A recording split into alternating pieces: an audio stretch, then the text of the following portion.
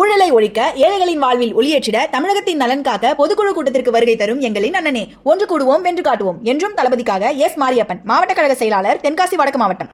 Electronic பொருட்கள் ஏற்றுமதியில் இந்தியாவிலேயே தமிழ்நாடு முதலிடத்தில் உள்ளது. நடப்பு நிதியாண்டில் தமிழ்நாட்டில் இருந்து இதுவரை இல்லாத அளவிற்கு எலக்ட்ரானிக் பொருட்கள் ஏற்றுமதி செய்யப்பட்டுள்ளது புள்ளி விவரங்களில் தெரிய வந்திருக்கிறது.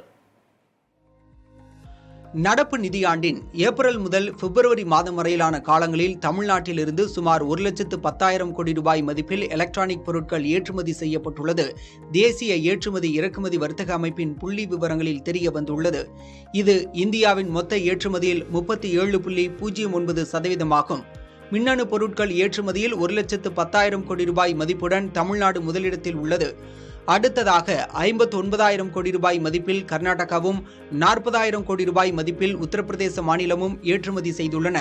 தொழில் துறையில் முன்னணியில் இருக்கும் மகாராஷ்டிரா மாநிலத்திலிருந்து 27,000 கோடி ரூபாய் மதிப்பில் மின்னணு பொருட்கள் ஏற்றுமதி செய்யப்பட்டுள்ளன.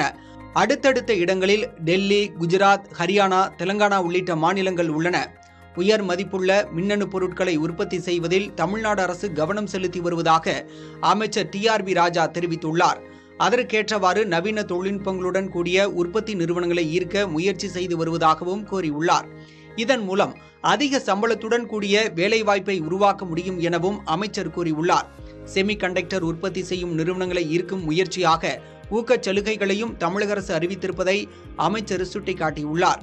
காஞ்சிபுரம் மற்றும் திருவள்ளூர் மாவட்டங்களில் 1,112 கோடி ரூபாய் மதிப்பில் எலக்ட்ரானிக் உற்பத்தி மையங்கள் அமைக்கப்படும் என கடந்த மாதத்தில் மத்திய அமைச்சர் அஸ்வினி வைஷ்ணவ் தெரிவித்திருந்தது கவனிக்கத்தக்கது. ஊழலை ஒழிக்க ஏழைகளின் வாழ்வில் ஒளியேற்றிட தமிழகத்தின் நலன் காக்க பொதுக்குழு கூட்டத்திற்கு வருகை தரும் எங்களின் அண்ணனே. ஒன்று கூடுவோம் வென்று காட்டுவோம் என்றும் தளபதிக்காக எஸ் மாரியப்பன், மாவட்ட கழக செயலாளர், தென்காசி வடக்கு மாவட்டம்.